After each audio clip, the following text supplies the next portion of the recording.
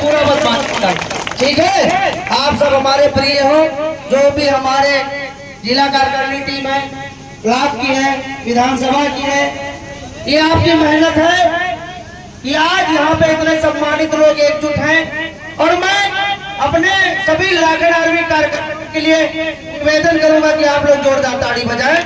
बहुत मेहनत किया है हमारे छोटे और बड़े भाइयों ने, बुजुर्गों ने, उसके लिए बहुत बहुत धन्यवाद। मेन मुद्दा यह है कि अगर हम चले जाएंगे ऐसे ही सम्मानित समारोह में चले जाएंगे तो फिर अच्छा नहीं लगेगा। तो हमारी बातें हैं, हमारा परिवार सुनेगा और बदलेगा।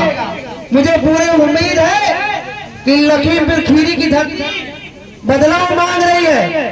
और मैं कहना चाहता हूं, जो राज लगाते हो सीधे राजपासी लगाते, है ना।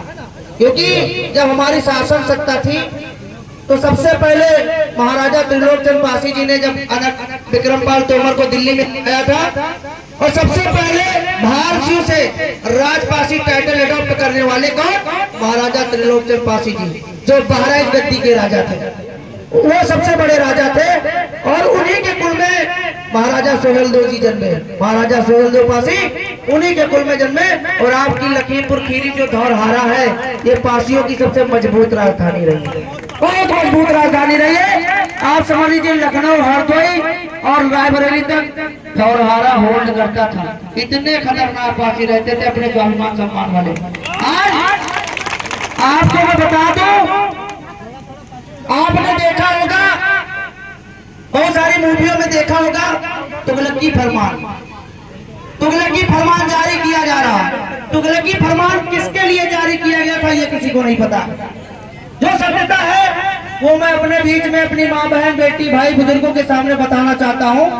तुगलकी फरमान हम लोगों के लिए जारी किया गया था क्योंकि महाराजा सोहेलदेव पासी जी ने जब चित्तौड़ा झील पे सैयद सलाल मकसूद गाजी को मारा था, उसके बाद 300 साल बाद, क्योंकि मोहम्मद गजनवी जो था वो जब भारत को लूटता था तो लूटा हुआ 40% सोना अपने सैनिकों में बांट देता था और 40% रखता था। तो मैं आपको बताना चाहता हूं कि जब उसके भाई ने सैयद सलाल मकसूद गाजी, उसने संपूर्ण भारत को इस्लाम में कन्वर्ट करने के लिए जिहाद छेड़ा और वो सिंध जीता, पंजाब जीता, दिल्ली जीता, कन्नौज जीता। और जब भैया अवध की धरती मावा है, पहले पांव के उखड़े हैं लाखन कोट के युद्ध में। जब रजपसिया से टक्कर हुआ तब पता चला कि कोई नर आदमी से पाला पड़ा। तो आप वो ताकत हो, वो कुलवंश हो कि अगर हिंदुओं का अस्तित्व है तो पासियों का सबसे बड़ा योगदान है। आप समझिए।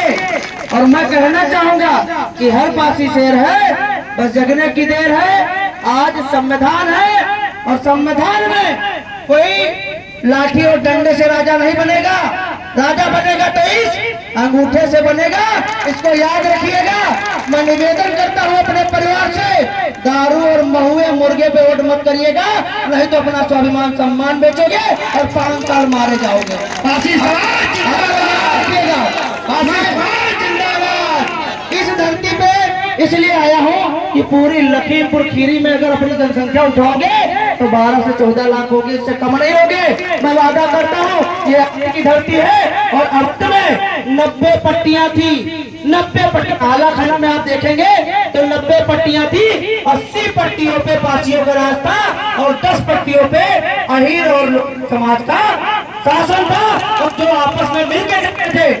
आप अगर देखेंगे कि जब यहाँ पे आला उधर आए थे जयचंद के कहने पर, तो गुलाब सिंह लोधी जी की आज भी रियासत है उन्नाव में, साइड में पड़ती है, आप वहां